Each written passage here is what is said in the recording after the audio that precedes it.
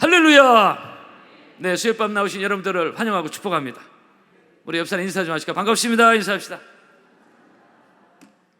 네, 비 오는 수요밤 나오신 여러분들, 은혜의 담비가 임하기를 바랍니다.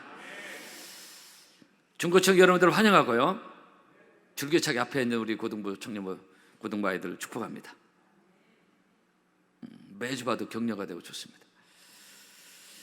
골리앗과의 승리 후 돌아왔을 때 백성들의 열렬한 환호가 본문에 나오고 있습니다. 16절이죠. 무리가 돌아올 때 곧 다윗이 블레셋 사람을 죽이고 돌아올 때 여인들이 이스라엘 모든 성읍에서 나와서 노래하며 춤추며 수고와 경세를 가지고 왕 사울을 환영했다, 이렇게 말하고 있습니다. 근데 이 사람들이 어떻게 환영하죠? 사울이 죽인 자는 천천히요, 다윗이 죽인 자는 만만이다, 이렇게. 사울이, 백성들이 이 말에 그만 신경이 쓰였습니다. 그리고 이 말에 매우 불쾌했고요, 심히 노를 발했다고 오늘 성경에 말씀하고 있습니다. 사울이 8절에 그 말에 불쾌하여 심히 노했다 말하고 있습니다. 사울이 그 말에 불쾌하여 심히 노했다, 영어에 very angry, 아주 매우 화가 났습니다. 그리고 나서 그날 이후로 9절에 사울이 다윗을 주목하여 봤다. 이게 주목, 그냥 이렇게 봤다는 뜻이 아니라 영어에 보면 jealous eye 해가지고 시기 질투의 눈으로 다윗을 지켜보기 시작합니다.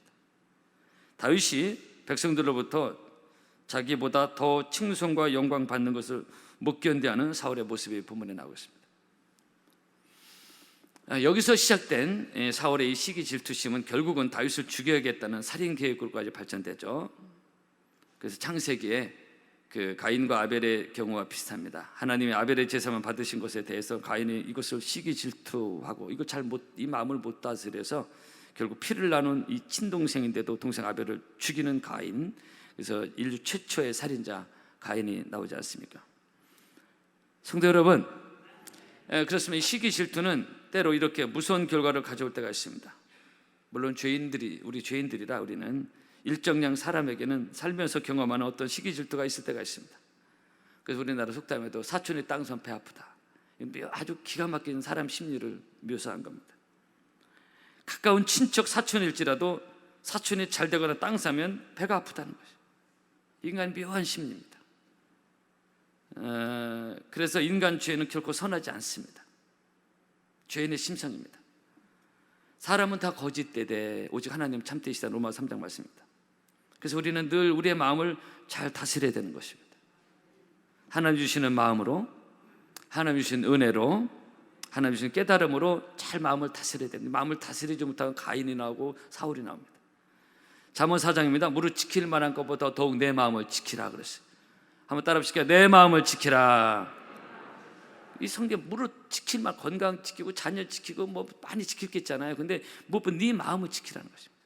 생명의 근원이 위해서나 축복의 근원이 여기서 나오는 것이죠. 어쨌든 사울왕은 이 시기 질투처럼 불편한 마음이 들어왔는데 이걸 잘 다스리지 못했어요. 우리에게는 누구나 이게 들을 수 있는데 이거 잘 못 다스리고 이 불편한 감정을 다스리지 못하고 그냥 그 나쁜 부정적 감정이 끄는 대로 결국은 결론부터 말씀드리면 그 자신이 무너지는 불행한 인생이 되고 말았습니다. 한 농부가 있었는데요, 염소와 나귀를 키우고 있었습니다. 주인은 무거운 짐을 묵묵히 잘 나르는 나귀를 매우 사랑하고 아꼈습니다. 이것을 늘 지켜보던 염소 성격상 이게 너무 어려운 거예요, 견디기. 특히 염소는 동물 심리에 그런 비유로 많이 나오잖아요. 시기 질투를 많은. 그래서 염소는 양들이 이렇게 행복하게 모이는 곳 줘서 견디기 힘들어서 막 그 안에 들어서 해친다고 그러잖아요. 염소가 너무 불편한 거예요. 주인이 나귀만 너무 이뻐서 사랑하는 거예요. 나귀를 향한 저 주인의 사랑을 내가 빼앗을 수 없을까? 가져올 수 없을까? 궁리하다가 나쁜 꾀를 깨냈습니다. 나귀에게 어느 날 염소가 말합니다. 나귀야, 너 참 불쌍하다. 왜 주인은 내게 힘들만 시키는지, 맨날 무거운 짐만 지우고, 이런 억울한 일이 세상에 또 어디냐? 주인에게 아주 부정적인 얘기를 심어줬습니다. 나쁜 거죠. 내가 너 한 가지 꾀를 알려줄게. 염소는 나귀의 귀에 대고 속삭였습니다. 네가 짐을 싣고 냇가를 건널 때 자꾸 넘어지라. 그러면 주인이 네 몸이 쇠약한 줄 알고 다시는 힘든 일을 시키지 않을 거라고 했어요. 그러나 사실 염소의 계략은 이런 거예요. 속내는 뭐냐, 짐을 싣고 가다가 냇가, 이 물가에서 넘어지면 짐이 다 물에 젖게 되잖아요. 그 주인이 얼마나 화가 나겠어요. 그 넘어진 나귀를 신나게 좁힐 것이고, 그러면은 뭐 이제 나귀를 향한 주인의 사랑이 떠날 거고, 뭐 이런 시나리오를 생각하면서 그 꾀를 준 겁니다. 다음 날 아무것도 모르는 나귀는 염소가 시키는 대로 그 속내를 모르고 그대로 했어요. 냇가를 걷는데 일부러 계속해서 냇가에서 넘어졌어요. 물에 넘어졌어요. 주인이 가만히 보니까 어제까지 건강했던 나귀가 왜 갑자기 저렇게 맛이 갔나. 그러면서 주인은 이 나귀를 때리기는커녕 걱정이 돼가지고 동물 의사를 부른 겁니다. 그 염소 계획대로 안 댕겨요. 의사 진단이 뭐예요? 나귀가 많이 쇠약해서 그러니까 처방이 뭐냐, 염소의 간을 먹이면 금방 기력을 회복한다. 동물 의사의 처방이었습니다. 그러자 주인은 볼 것도 없이 염소를 즉석에 잡아가지고 염소의 간을 나귀에게 주고, 나귀는 그거 먹고 잘 살았다는 얘기였습니다.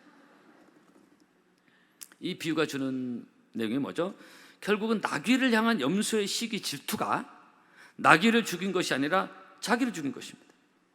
이 본문의 사울왕도 다윗에 대한 시기 질투에 사로잡혀서 행동하기 시작했는데 결국 누가 죽었습니까? 자기가 죽었어요. 다윗이 죽인 게 아니라. 다윗은 왕으로 올라가지 않습니까? 성도 여러분, 또 한 머리가 기억이 될 게 뭐냐면은, 사실 시기 질투 없는 사람이 누가 있습니까? 정도의 차이는 있지만은 인간 죄인, 우리가 겉으로는 고상해 보여도 다 그 속내가 있어요. 그러나 하나님을 믿는 성도는 이런 불편한 마음과 감정이 내 안에 들어올 때 이것을 잘 다스려야 되는 것입니다. 이것이 안 들어올 수는 없어요. 우리는 죄인들은 고상하지 않거든요. 이것이 들어왔을 때 이걸 기도하면서 잘 다스려야 되는데 잘 못 다스리면 자기가 죽어요.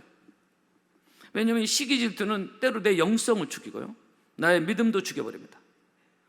사울왕이 시기 질투에 함몰되면서 그의 믿음이 완전 죽게 됩니다. 하나님을 향한 그의 믿음이 죽었다는 것을 어떻게 알 수 있냐? 본문에서만 봐도 그는 오로지 사람들의 소리, 사람들의 박수, 사람들의 마음에 집착하지 않습니까? 사울이 죽인 자는 천천히요, 다윗이 죽인 자는 만만해, 이 소리만 들려요. 사울이 지금 하나님을 향한, 하나님이 나에게 주신 소리는 안 들려. 이 소리만 들리는 거예요. 사람들의 소리만 들리는 거예요. 우리가 지난주에도 비슷한 말씀을 드렸지만 너무 사람들의 소리만 함몰되면요, 영이 죽어. 영이, 하나님의 소리 안 들려. 사울이 사람들의 소리만 들려서 시기 질투에 완전히 파묻혀서 살다가 결국 자기 영성이, 하나님의 관계가 죽습니다. 사울의 죽인 자는 천천히요, 다윗이 죽인 만만히, 이 소리만 듣는 사울. 사실 이 소리도 전쟁에 나간 이 남자들 소리가 아니에요. 여인들의 소리 아닙니까? 실제로 여인들의, 이렇게 얘기한 거예요. 여인들의. 그리고 성도가 시기 질투에 사로잡히면 또 한 가지 나타나는 증상 중에 하나는 감사가 실종됩니다.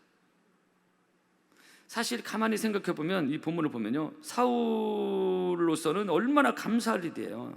뭐냐? 다윗 같은 훌륭한 신하를 둔 것. 그죠? 이 생각의 발상의 차이입니다. 이걸 죽일 대상인지 감사할 대상인지 생각의 차이예요. 시기 질투의 사유로 거, 이게 가치를 모르는 거예요. 여러분, 다윗 같은 훌륭한 신하, 다윗이 쿠데타를 인물입니까? 자기가 사울왕보다 인기가 있는 거 알고 있어. 그렇다고 판을 뒤집을 사람입니까? 한마디로 다윗이 자기가 잘 나간다고, 사울왕보다 자기가 한다고 사울을 왕에 뒤통수에 칠 사람이냐 이거. 하나님 믿는 믿음에 신실한 사람이 다윗 아닙니까? 다윗을 잘 모르는 거예요. 그죠? 이런 거를 보지 못하는 거예요. 시기 질투의 사람은 잘 모릅니다. 그리고 다윗은 참으로 지혜로운 사람이었습니다. 오늘 14절에. 그러니까 다윗은 이런 사람이 있다 보는 건데, 이 사울이 이 가치를 몰랐다. 14절 그러니까 다윗이 그의 모든 일을 지혜롭게 행하니라 여호와께서 그와 함께 계시니라. 15절 사울은 다윗이 크게 지혜롭게 행을 보고, 그러니까 백성들도 인정했고 사울이 자기가 봐도 다윗이 너무 지혜로운 거예요. 이 성경 증거가 나오지 않습니까? 그러니까 다윗은 매사 지혜롭게 했어요. 무슨 얘기냐? 조금 자기가 잘 나간다고 건넘지 않고, 조금 자기가 인기 있다고 선을 넘지 않았어요. 이게 굉장히 지혜로웠다는 것입니다. 우리가 그냥 헷가닥할 수가 있거든요. 조금 잘 나간다고 위치가 굉장히, 그런 게 인간이 어리석은 게 많거든요. 다윗은 그렇지 않았어요. 그러니까 하나님 앞에서나 왕 앞에서나 백성들 앞에서 이런 지혜로운 다윗이었는데, 사울 같은 사람이 다윗 같은 이런 지혜로운 참모를 둔 거 감사할 일이에요. 그런데 사울이 시기 질투에 눈이 머니까 다윗이 이런 좋은 점을 눈에 보이지 않았어요. 그저 죽이고 제거해야 되는 대상으로만 보이는 것입니다. 그래서 사람의 시기 질투는 무서운 것입니다. 사람을, 어떤 대상을, 어떤 상황 판단을 정상적으로 보지 못하게 하는, 무엇보다 감사를 실종시킵니다. 그리고 또 한 가지 더, 다윗은 전쟁에 능한 자입니다. 가는 곳마다 승리했고, 사무엘하 8장을 보면 다윗이 어디를 가든지 여호와께서 이기게 하셨다 이랬어요. 그 문제의 골리앗도 쓰러뜨리고 했는데, 만약 다윗 같은 인물이 없었다면 사울 왕과 이스라엘은 완전 참패하는 것이고, 그러면 사울 왕의 생명도 위태롭습니다. 보장 못합니다. 왜 이런 거 생각 못하냐? 어떤 문제 앞에 시기 질투하면 상황을 정상적으로 판단을 못합니다. 다윗 때문에 전쟁을 승리하고 사울 왕도 다윗 때문에 살게 된 거예요. 그죠? 이런 면에서 본다면 사울에게서 다윗은 복덩어리입니다. 정말 크게 감사할 일이에요. 사실 사울은 이렇게 기도해야 됩니다. 하나님, 내게 저런 훌륭한 신하 주신 거 감사합니다. 그런데 사울은 그만 시기 질투에 눈이 멀어서 이런 감사거리 눈에 보이지 않고 오히려 제거해야 될 대상으로 봤습니다. 그래서 결국 사울은 다윗을 죽이려고 창을 듭니다. 이게 창을 들 일입니까? 이게 지금 10절, 이튿날 하나님께서 부르신 악령이 사울에게 힘있게 내리며 그가 집안에서 우리가 정신을 떠드는 거 조심해야 됩니다. 성령의 사람 정신을 떠드는 거 잘 안 합니다. 정신을 떠들어야 했어요. 그리고 다윗이 평일과 같이 손으로 수금을 타는데 그때 사울의 손에 창이 있는지라고 했어요. 그리고 그 창을 다윗에게 던집니다. 11절, 그가 스스로 이르기를 내가 다윗을 벽에 박으리라 하고 사울이 그 창을 던졌으나 다윗이 그의 앞에서 2번 피하였다 이렇게 말하고 있습니다. 성도 여러분, 이 본문에 대조되는 이 상반된 2가지 모습입니다. 2가지가 연출되는데, 한 사람은 수금을 들었고 한 사람은 창을 들었습니다. 수금과 창, 오늘 설교 제목인데요. 전혀 대조되는 두 물건을 든 사람이 오늘 본문에 나오고 있습니다. 여기서 수금은, 다윗이 든 수금은 이것의 의미는 뭐냐? 기쁨이요, 평안이요, 하나님을 찬양하는 것이요, 감사요, 성령입니다. 왜냐하면 하나님의 신이 감동된 다윗이 그냥 기계적인 기술적인 연주가 아니에요. 하나님의 신에 감동된 다윗의 연주입니다. 그래서 다윗은 기쁨으로 평안하고 하나님을 찬양하고 그 안에 감사가 있었고 하나님의 신에 감동된 그런 의미가 수금입니다. 반대로 창, 사울이 든 창, 이것은 미움이요, 시기요, 살인이요, 악령입니다. 오늘 10절에 나오면 하나님 부르신 악령이 사울에게 힘있게 내리면 사울이 창을 드는 거예요.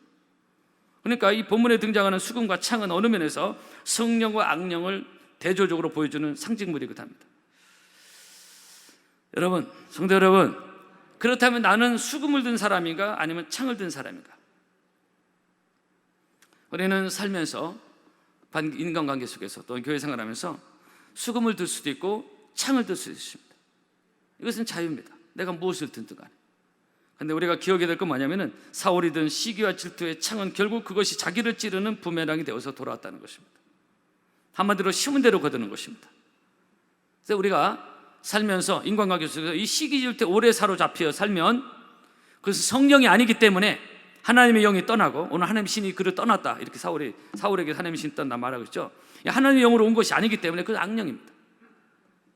사울왕은 이 시기 질투에 오랫동안 사로잡히면서 그의 믿음은 완전히 실종됐고 감사도 완전히 실종됐고, 그래서 스스로 자기의 축복을 찔렀습니다. 다윗을 하나님이 자기에게 주신 축복으로 보지 않고 제거해야 될 경쟁자로만 본 사울, 그래서 다윗을 창으로 던졌는데, 근데 그것은 결국 자기의 축복을 찌른 것입니다. 다윗이 죽지 않았어요. 그래서 자기의 축복을 찌르고 자기가 죽습니다. 잠언 14장입니다. 마음의 화평은 육신의 생명이나 시기는 뼈의 썩음이라고 말하고 있습니다.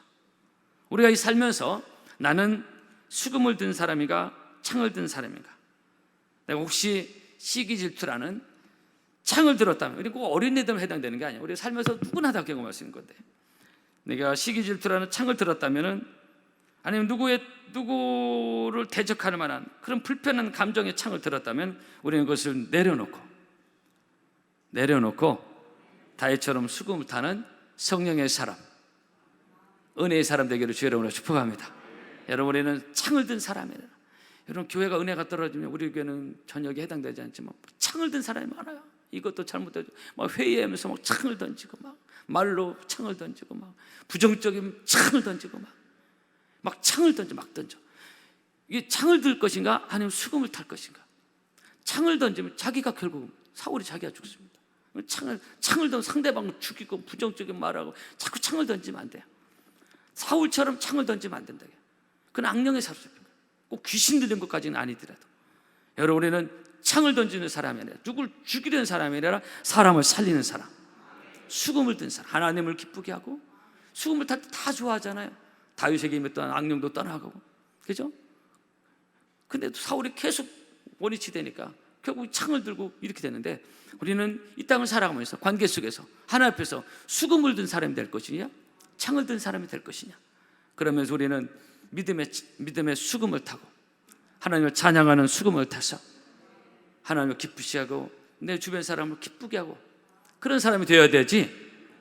할렐루야. 창을 든 사람이 돼서는 결국 그 창은 부메랑에서 사울의 자기의 축복을 찔렀다는 기억하시고, 우리 마음에 창을 든 것이 있다면 다 이 시간 내려놓고 수금을 든 다윗 같은 믿음의 사람, 찬양의 사람, 감사의 사람, 기쁨의 사람, 은혜의 사람, 무엇보다도 성령의 사람. 성령의 사람은 수금을 든 사람입니다. 악령, 부정적인 것이 든 사람은 이 창을 든 사람이 되는 겁니다. 우리는 수금을 타는 믿음의 사람, 다윗과 같은 아름다운 삶의 열매가 있기를 축복합니다. 찬양하겠습니다.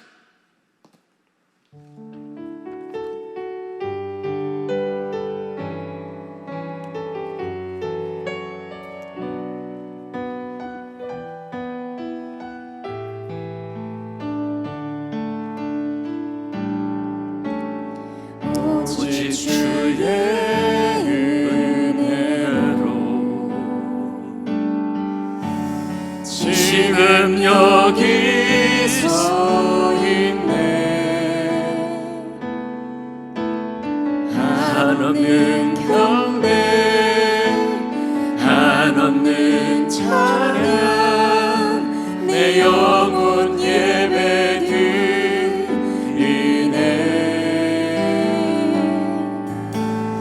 나를 위해 이 땅에 오신 주의 그 은혜, 십자가 고통 이기신 주님, 그 은혜 어찌 잊으리. 주의 날 채우시네, 주의